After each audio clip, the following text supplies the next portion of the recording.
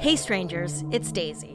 Today, the Obsessed Network is launching Season 2 of Crimes of the Centuries, the true crime podcast from award-winning reporter Amber Hunt. Recently named by Rolling Stone as one of the 10 best crime podcasts of 2021, Crimes of the Centuries rediscovers the true crime stories that shocked the nation. Cases so unbelievable that we thought we'd never forget them, but somehow did.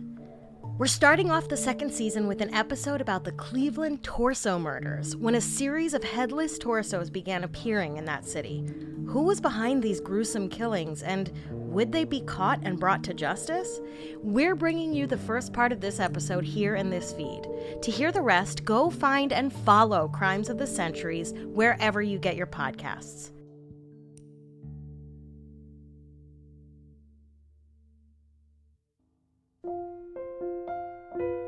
On a crisp fall morning, a Monday, in 1935, two young boys made a grisly discovery in Kingsbury Run, an area in southeast Cleveland, Ohio.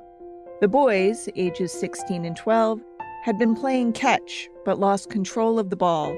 To retrieve it, they ran down a hill affectionately called Jackass Hill and were stopped in their tracks by the sight of a man's body, naked except for socks.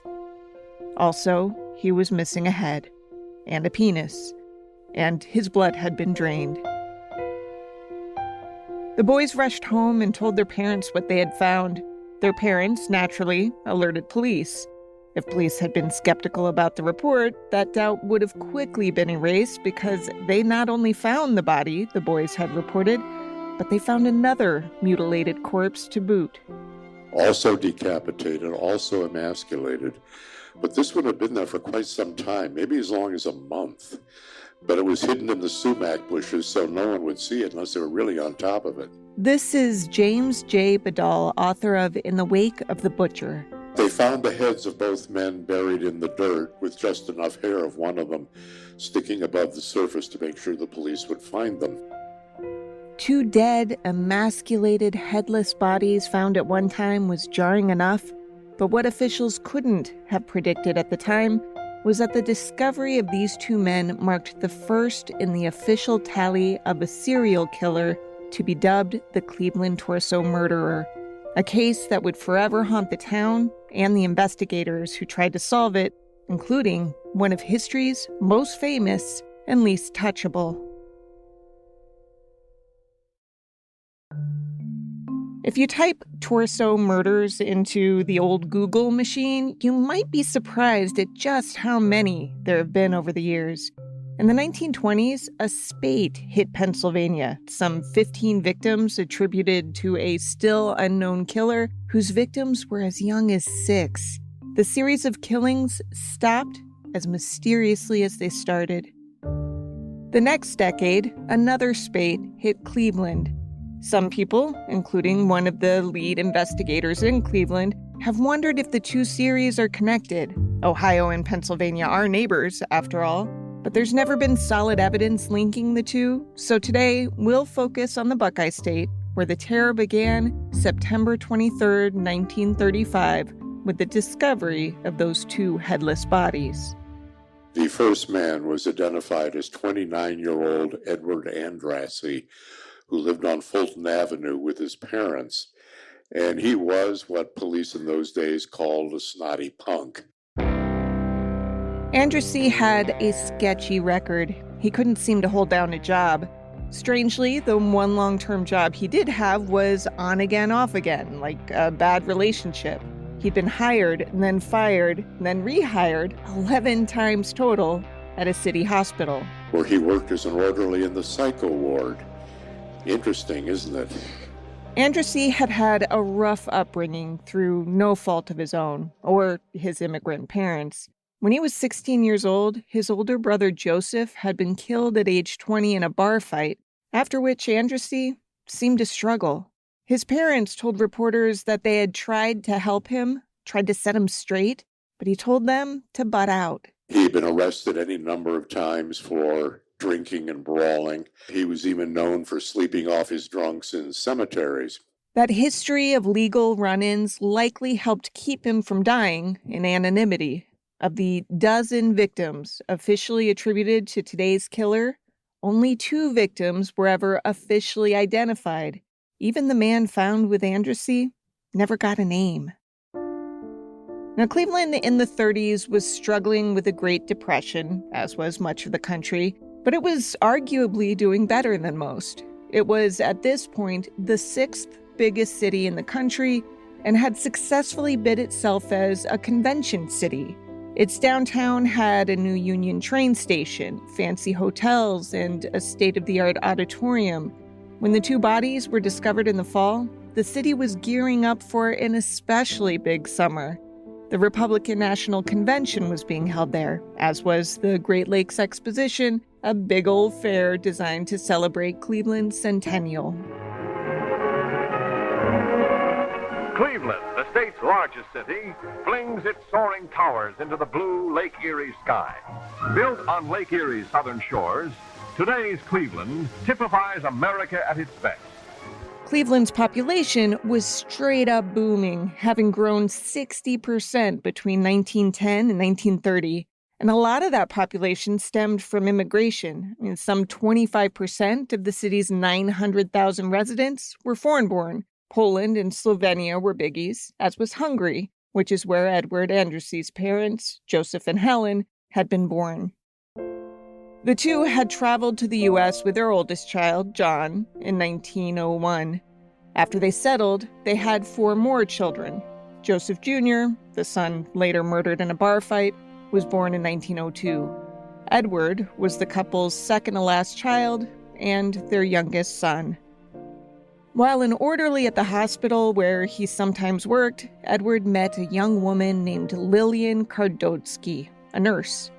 Marriage records showed the 2 wed November 12, 1928.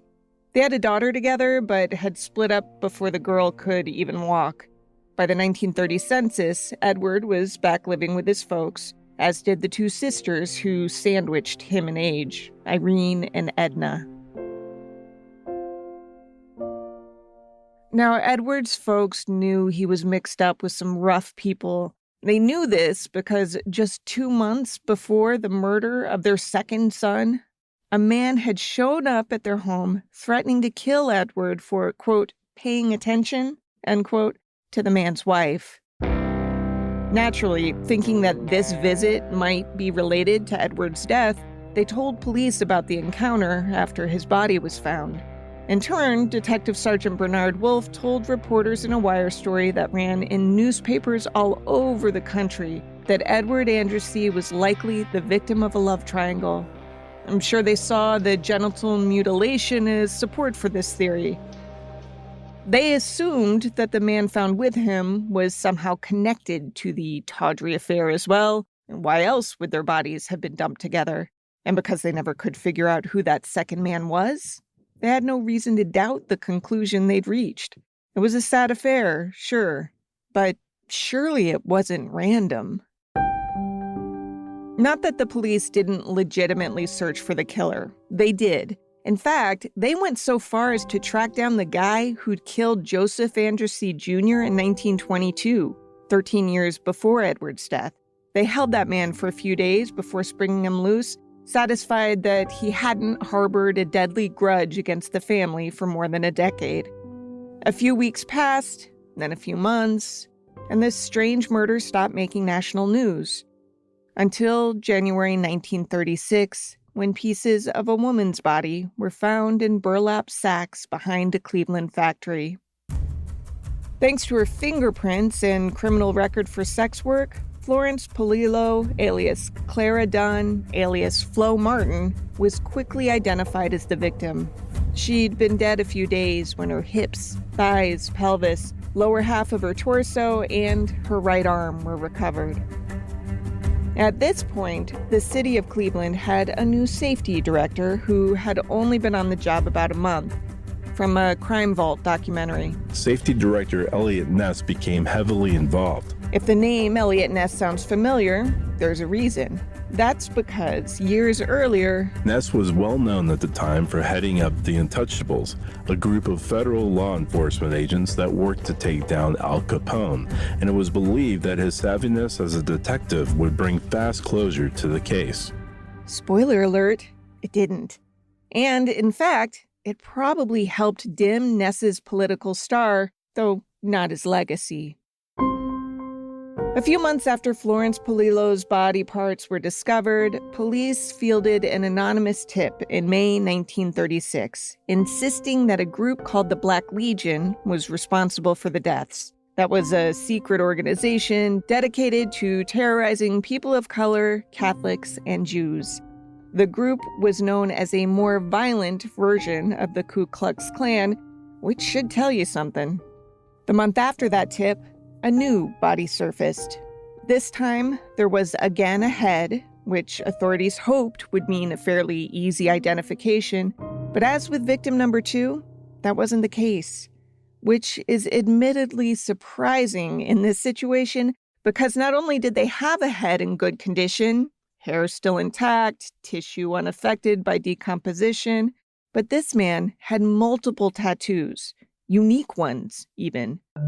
His left leg bore a cigar-chomping comic strip character called Jiggs. His right shoulder, a butterfly. Right outer arm, heart with a piercing arrow. Right inner forearm, crossed flags with the initials WCG. On his left arm were the names Helen and Paul beneath an image of a dove. He had everything short of "my name is blank" tattooed on his body. And even with all of those tattoos and an identifiable face, the man was never reunited with his name. He's known only as the Cleveland Torso Murderer's 4th victim, aka the Tattooed Man. Thanks for listening. To hear the full episode, go find and follow Crimes of the Centuries wherever you get your podcasts. New episodes drop every Monday.